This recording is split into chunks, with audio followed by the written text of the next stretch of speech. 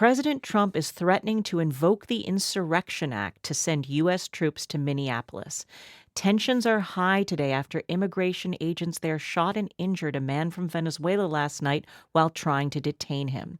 This comes a week after another ICE agent there shot and killed a U.S. citizen, Renee Macklin Good.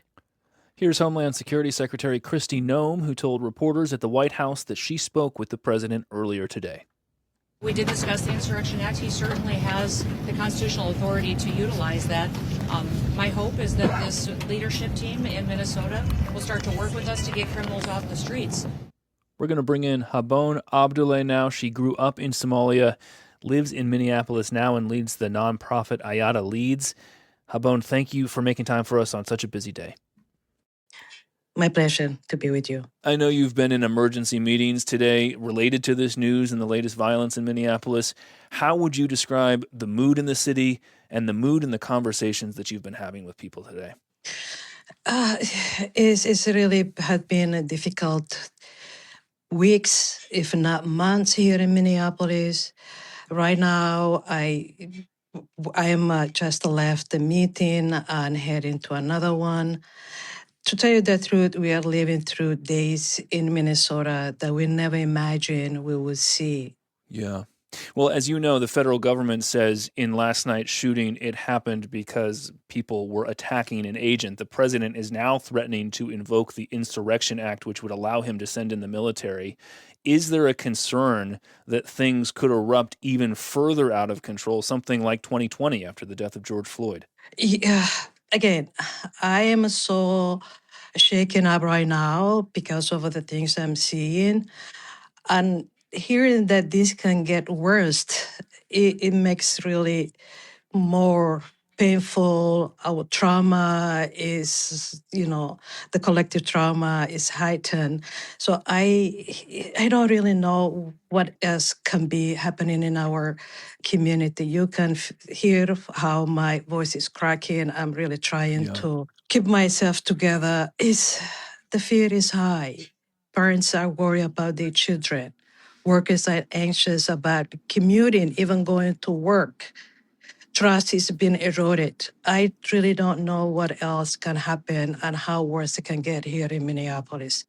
Is there a coordinated message that groups like yours are trying to send to the community right now that might help calm the situation?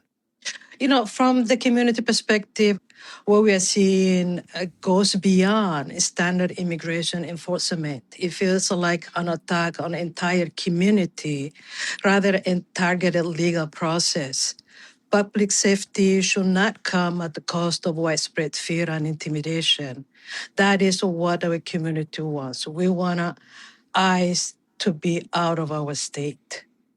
As I said, you were born in Somalia, and as you also well know, the president first sent these federal agents into your city to specifically target Somali migrants. He said to crack down on fraud. The actions against your community are now escalating. Somalia is on a list of countries from which the United States will no longer issue immigration visas.